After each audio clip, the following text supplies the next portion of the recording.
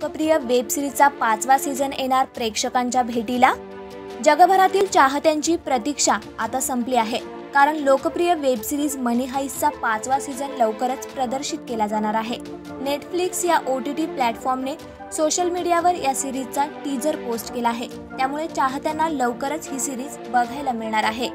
मनी heist ही मूळ Spanish भाषेतील web series असून अनोख्या कथेच्या जोरावर या वेब सिरीजने संपूर्ण जगाचे लक्ष वेधून घेतले आहे।